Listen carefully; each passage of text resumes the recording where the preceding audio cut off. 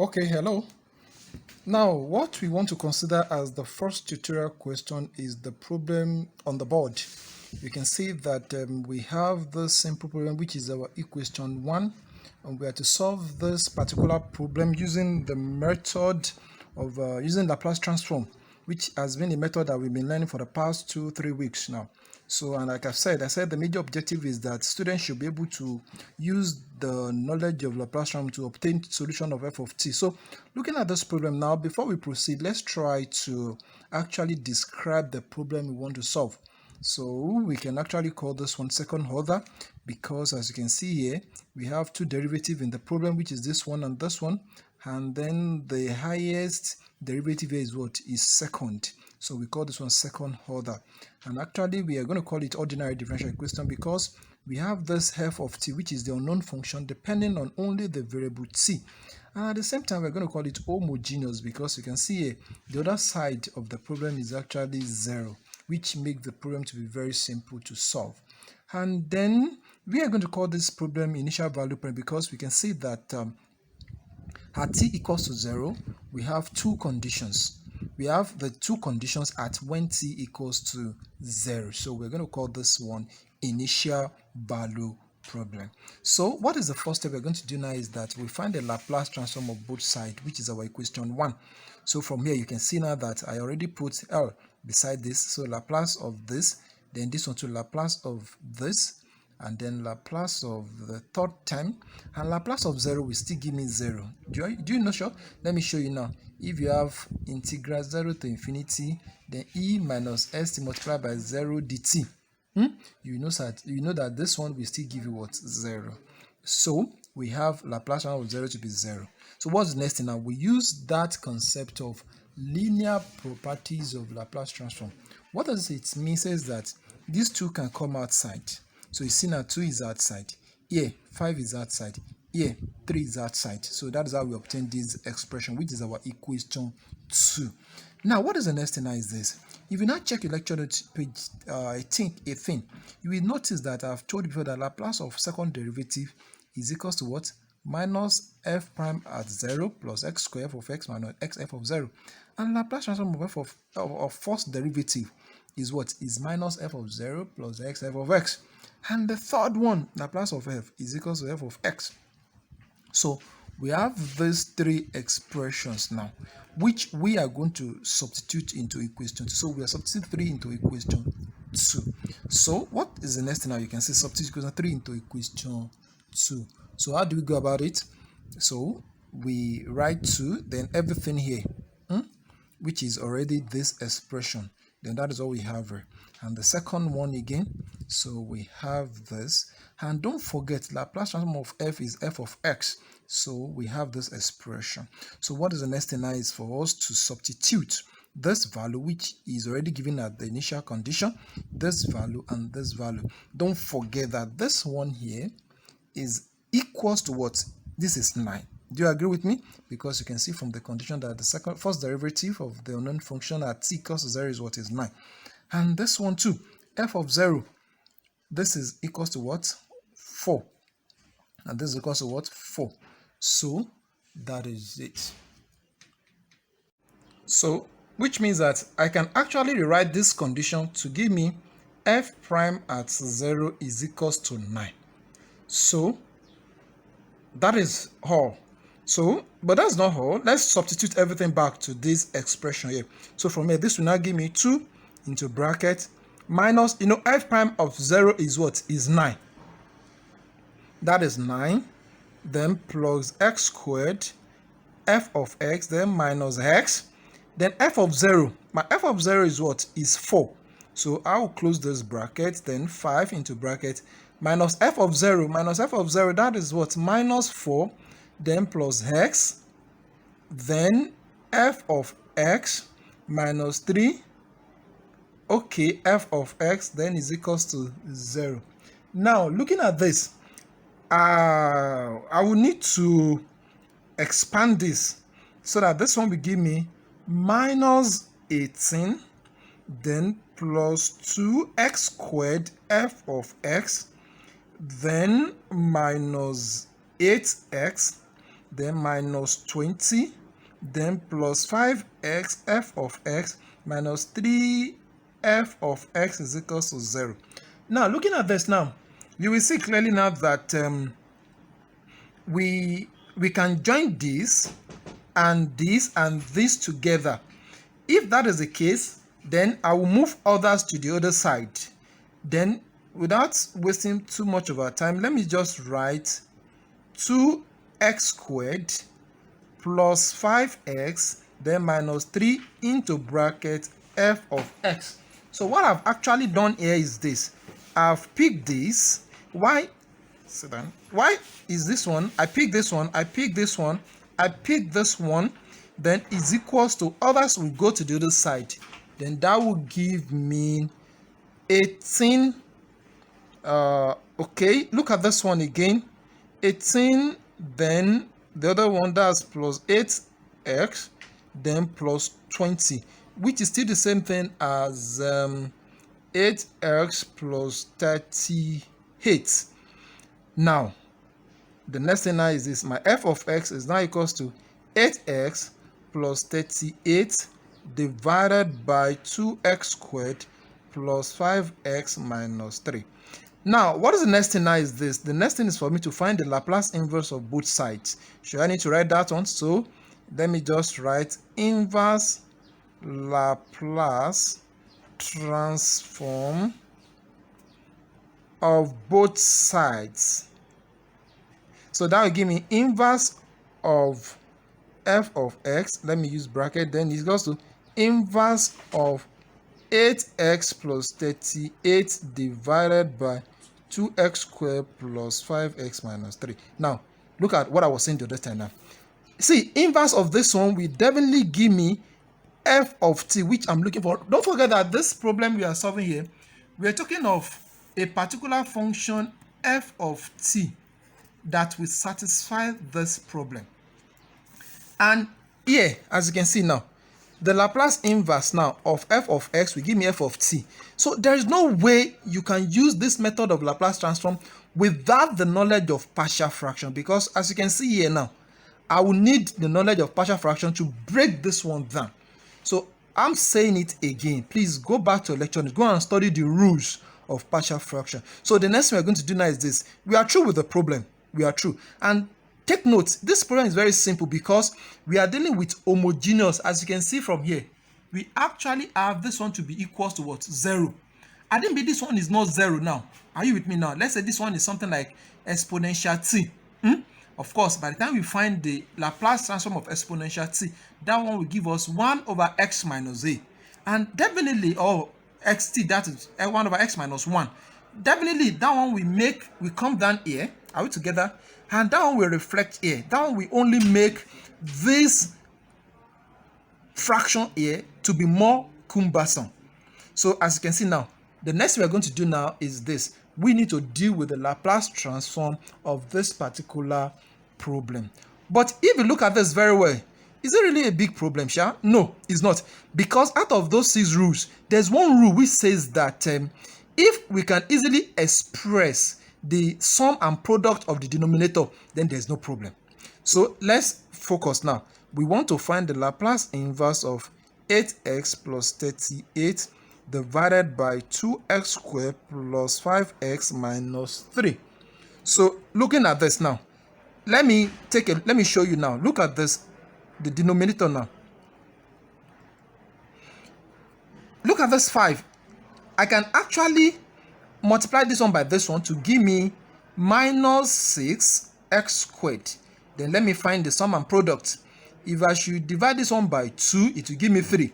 So which means that 2 and 3, x and x. So if I should put x here, I put x here. Definitely, I can actually have 2x, 3x. So if I should put minus here, are we together now? This will give me minus 5x. And what I have here is plus 5x. If I should put plus, that will give me 5x, right? But what about the product? Can you see now that? So looking at this now, physically, you see now that we can actually do that. I'm very sure about that. We can actually express this one in terms of sum and product. So that is number 1. So we are going to proceed with that. So what we are going to do now is this. We still need to focus more because we can see clearly now that that one can never give us what we are looking for.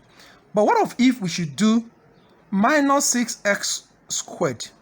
Do you notice that if I should use 6, what if I should use something like 6? 6 will give me 1, right? Then x will come here, x will come here. So the only thing now is that one of it must carry minus. So in that case, I can actually have 6x, then minus 1x, because 6x minus 1 will give me 5. And at the same time, 6x multiplied by minus 1x will give me minus 6x squared. And this one will give me 5x. So this is the product. This is the sum. Can you see that now? So if that is the case, then it means that we don't have any problem with the fraction. So which means that Laplace inverse of 8x plus 38 divided by 2x squared plus 5x minus 3 is the same thing as Laplace inverse of 8x plus 38 divided by... Okay, now before I will write that one again, I think you can see clearly now that I can write this one as 2x squared, then plus 6x, then minus x minus 3. See, look at it now. I think I don't even need to explain this one too much from the knowledge of quadratic. Do you remember? Oh, so that is just what I'm trying to do here. Because here now you can see that this one is still the same thing as 2x into bracket x, then plus 3. Are we together? And what about this one too? This one will give me minus 1 into bracket x plus 3. So this is the same thing as 2x minus 1, x plus 3. So I will rewrite this one out to give me 2x minus 1, x plus 3. So that is it now. But see, that is not all. Seriously, that's not all. I still need to take a step further because I'm still having this one in terms of big fraction. Now let's take a look at the rule now. The rule is this: 8x plus 38 divided by 2x minus 1, x plus 3. This will give me a over 2x minus 1 plus b over x plus 3. Now, please, you can see now that here now, the problem now is dealing with partial fraction. We are totally out of the scope of Laplace transform method of solution now. So I'm still saying it again. Please pay attention to this. So how do I solve this partial fraction? I will need to multiply both sides by what I have here. That is step number 1. Let me do that now. I will have 8x plus 38. Are we together? Then divided by 2x minus 1, x plus 3. Then this multiplied by 2x minus 1, x plus 3 is equals to a into bracket 2x minus 1, x plus 3 divided by 2x minus 1, then plus b into bracket 2x minus 1, x plus 3, then divided by x plus 3. Please take a look at this step. It's very simple. What I'm trying to do here is this. I need to multiply both sides by the denominator of this side. So you can see now that this expression and this one, they're almost the same thing. The only thing is that I will multiply both sides by the denominator. With that, this one will cancel this one. This one will cancel this one. This one will cancel this one. So what remains is not 8x plus 38, then is equals to a into bracket x plus 3 plus b into bracket 2x minus 1. Now, we need to take another step again. Do you know that step? The step is for me to find what is the value of a, what is the value of b. Now, if I should set everything to be 0, you will notice that this one will go. If x plus 3 is equal to 0, that actually means that let my x is equals to minus 3. When my x is minus 3, everything here will disappear. So I will now have 8 into bracket minus 3 plus 38 is equals to b into bracket 2 times minus 3 minus 1.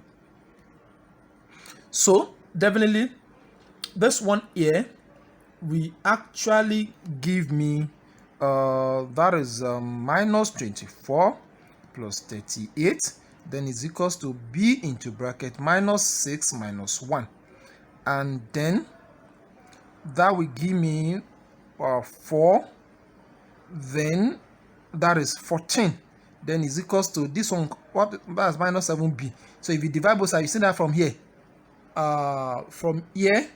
my b is equals to minus 2. Do you think I should stop like that? No, don't let me stop. Let me take a step again. I still need to find the value of a. Now, I will advise you, you can use any method you know. But from here, what of if? So we now discover that our b is what is minus 2. So let's take a step again. We need to find the value of a. So if we still go back again, you know, we have 8x plus 38 is equals to a into bracket x plus 3 plus b into bracket 2x minus 1. So if you actually let your x equals to 1 over 2, if you say let your x is equals to 1 over 2, you will notice that this one here will go. And if that is the case, there's no problem. But notice that you will have fraction. So likewise, you can actually say that let your x is equals to what? 1.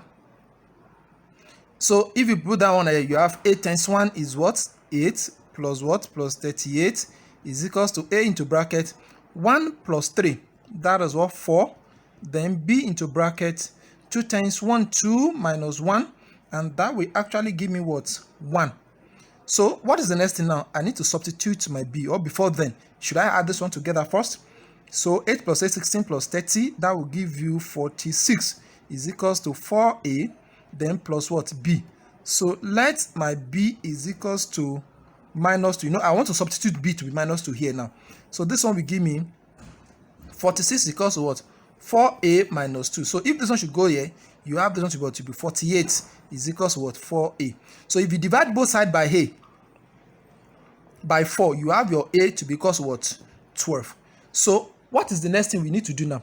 We need to go back to that our fraction we are dealing with, which is 8x plus 38 divided by 2x minus 1, x plus 3, which is equals to a over 2x minus 1 plus b over x plus 3. This is now equals to 12 divided by 2x minus 1, then plus b. What is our b? Minus 2 divided by x plus 3. So as you can see now, we don't really have problem again, because from here now we can see that we are almost through with the problem. So the next thing now is for us to accept the fact that Laplace inverse of everything here is still the same thing as Laplace inverse of this. That is good. So what is the next thing we need to do is this. If you are looking at this one, we can see that this one is the same thing as Laplace inverse of 12 divided by, you know, I can write this one to be x minus 1 over 2. Do you know? It's still the same thing. Because from here now, if I should 2x minus 1 is still the same thing as x minus 1 over 2. Are we together now? So if that is the case, so I can use linear properties to give me Laplace inverse of minus 2 divided by x plus 3. So this one now, we actually, you will notice that if that is the case, I still need to come back here, because if I'm dividing the numerator by 2, I need to also divide the denominator and numerator by 2. So definitely I will still need to divide this one by 2. So you can see now that here now I have x minus 1 over 2. So it's just like you divide the denominator by 2, you divide the numerator by 2. So definitely this one will give me 6. So this will give me 6, then exponential 1 over 2 t, then plus, what about this one too? You are familiar with this one. This one will give me minus 2 exponential minus 3t. Are we together now? So that is actually f of t we are looking for. This is the solution now to the problem we have been dealing with. Can you see that now? So it's as simple as that. Now, if I should ask you to do revision now, what are the steps? You notice that it's very simple. So you find the Laplace inverse of both sides. You can come in. You find the Laplace inverse. You find it. Come inside. You find the Laplace of both sides, and after you find the Laplace of both sides, you rearrange. After the rearrangement, you substitute the boundary condition or the initial condition, and the next thing is for you to battle with the fraction, because there's no way now. You need to find the inverse Laplace, and that one means that you need to use the knowledge of partial fraction again. Then after the partial fraction, you obtain the inverse, and that is as simple as that. That is the reason why I said at the beginning of this lecture that this method will help us to convert the problem from T domain to X domain, and when we get to X domain, we'll deal with it, and dealing with it, we need to use the knowledge of partial fraction, and we get it done like that, and that is all. So I will send another tutorial question to you very soon now. Thank you.